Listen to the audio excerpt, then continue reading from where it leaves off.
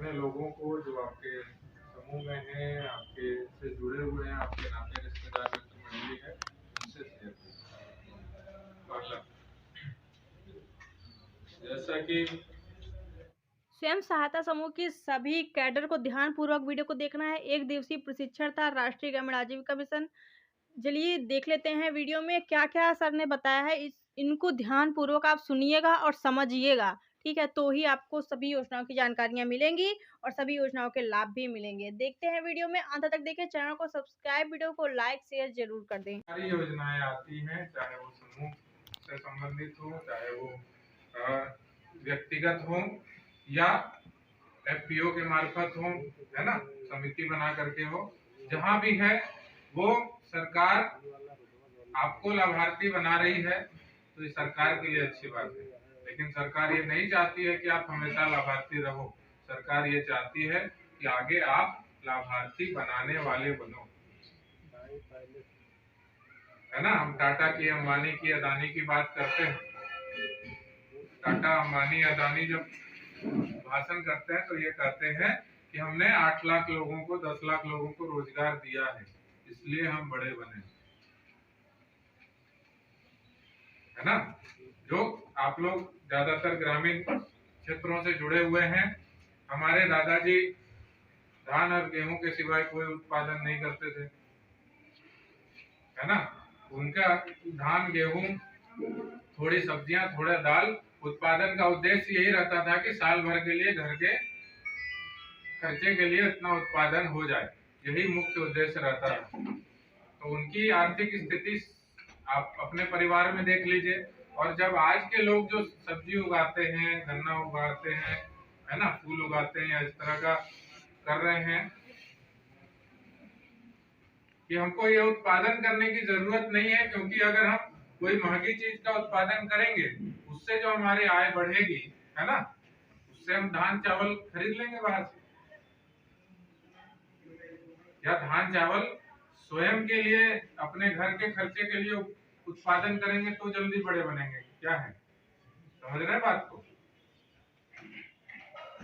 हम अपने घर के खर्च के लिए धान, गेहूं क्यों उत्पादन करें, जब दुनिया में लाखों लोग पड़े हैं जो धान गेहूं उत्पादन करेंगे मेरे लिए।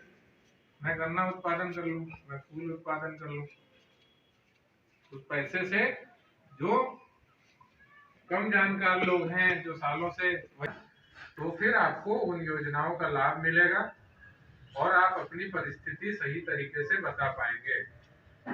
सर हमें समूह में लोन चाहिए, समूह के लिए लोन चाहिए, या समूह के लिए लाभ चाहिए। अब पूछ लिया, बताओ 10 महिलाएं हैं, 10 का नाम, तो फिर अब हो गया। नाम तो पता होना चाहिए ना 10, इसमें से कितने एक महिला है। अब स्वयं के लिए लोन लेने गए या स्वयं की योजनाओं के लिए गए, पूछ लिया, और बताइए परिवार में कितने लोग हैं। तो कई लोग भड़क जाते हैं, लोन हमको देना है, परिवार के बारे में क्यों पूछ रहे हो, है ना। एक उदाहरण दूंगा, अभी पिछले महीने ही रिजर्व बैंक से एक साहब हैं, अपने प्रतापगढ़ के ही हैं, उनके चाचा जी का पेंशन हो गया बंद। तो हमें काम दिया, हमने पता किया, हुआ ये कि वृद्धावस्था पेंशन चल रही थी, पुत्र के पास रहते थे, पुत्र की सरकारी नौकरी थी, है ना। तो जब शासन के स्तर से सर्वे करने गया तो चाचा जी ने खुशी खुशी बता दिया, मेरा बेटा तो सरकारी नौकरी, बस तहसीलदार ने लिख दिया तो सरकारी नौकरी में परिवार के सदस्य पेंशन बंद की जाए, तो हो गया पेंशन बंद। समझ रहे हैं कि जब आप किसी भी योजना में आप लाभ लेने के लिए जा रहे हैं, तो आपको पहले अपनी परिस्थिति समझनी चाहिए कि आप किस रूप में जा रहे हैं, और उस जिस रूप में जा रहे हैं उसके क्या नियम हैं। मुख्य मुख्य नियम आपको पता होने चाहिए, नहीं जाएंगे या इस जानकारी के बिना आप काम करेंगे, है ना। समूह, हमने समूह बना लिया, समूह से लोन ले लिया, और समूह क्योंकि आसानी से मिल रहा था लोन, तो समूह के मार्फत हमने लाभ ले लिया, और हमने रोजगार शुरू कर दिया। अब होता यह है कि समूह में 10 महिलाएं होती हैं, मुख्य जो लाभ है वो 2 ही लोग ले रही होती हैं, है ना। और पैसे मिले हैं समूह के नाम पे, पर कर रही हैं स्वयं का रोजगार या कर रहे हैं स्वयं का रोजगार। अब समूह के खाते से करें तो कोई समस्या नहीं है, ज्यादा होशियार होता है ना कुछ लोग, तो समूह से पैसे लेंगे पर रोजगार करेंगे स्वयं का। अब स्वयं का रोजगार कर रहे हैं और अपने खाते से जमा निकासी कर रहे हैं। अब एक लिमिट के बाद इनकम टैक्स की नजर पड़ जाती है, जो डिजिटल बैंकिंग की बात आपसे हो रही है। जीएसटी विभाग को आपके सारे हरकतों की जानकारी मिल रही है ना। एक नोटबंदी की बात बता दूं, नोटबंदी में इंटेलिजेंट लोगों की कमी नहीं है ना, तो बार बार मैं यही करता हूँ। एक बैंक में खाता खोला, आधार दिया, वहां दूसरे बैंक में खाता खोला, वोटर आईडी दे दिया, तीसरे में ड्राइविंग लाइसेंस दे दिया और चौथे में पैन कार्ड और बिजली बिल दे दिया, चारों खाते अलग अलग। तो जब नोटबंदी हुई, बैंक कहाँ पकड़ पाएगी, सबने तो अलग अलग नंबर दिया। तो बढ़िया किया भैया। अब जब 2016 गुजर गया, 2017 में इनकम टैक्स विभाग ने क्या किया, नाम से मैच करो। अच्छा, सब जगह अलग अलग है, एक में एपी सिंह है, एक में अभय प्रताप सिंह है, दूसरे में सिंह अभय प्रताप है, ठीक है, मैच नहीं हुआ। फिर पते से, पिन कोड से मैच किया, वहां भी नहीं पकड़े गए क्योंकि अलग अलग पता डाल दिया था। अंतिम में फोन नंबर से मैच किया गया।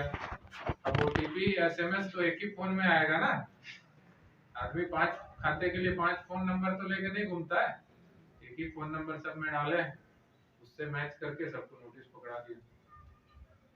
15 लाख नोटिस इश्यू हुए हैं पूरे देश में नोटबंदी के लिए, और आज तक भी लोग कोर्ट में दौड़ भाग कर रहे हैं।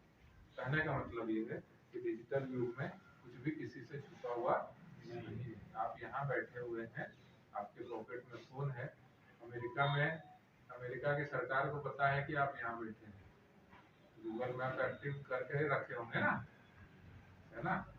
तो सभी को पता चलता है। इसलिए 2 चीजें फिर से दोहरा दूं, पहला, लाभार्थी बनना अच्छा नहीं है, लाभार्थी बनिए, पर जितना जल्द हो लाभार्थी बनाने वाले की स्थिति में पहुंचे। और ये प्लान आपके पास होना चाहिए, वो लाभार्थी आपका एम्प्लॉय, यानी आपको आपने जिसको रोजगार दिया है वो भी लाभार्थी है, जिस सरकार ने आपको लोन दिया है वो भी लाभार्थी है, क्योंकि आप उद्योग करेंगे तो जीएसटी के रूप में उसे भी लाभ पहुंचाएंगे, और जो बैंक आपको लोन दे रही है वो भी लाभार्थी होगा, क्योंकि आप ब्याज के रूप में उसके आय का साधन खड़ा करेंगे, बैंक के आय का साधन खड़ा करेंगे, पहला। दूसरा, आप जिस रूप में रोजगार करना चाहते हैं उस रूप को पहचानिए और उसके अनुसार दस्तावेज तैयार कीजिए और उसके अनुसार व्यवहार रखिए, है ना। बस इतनी 2 बातों के साथ आज के लिए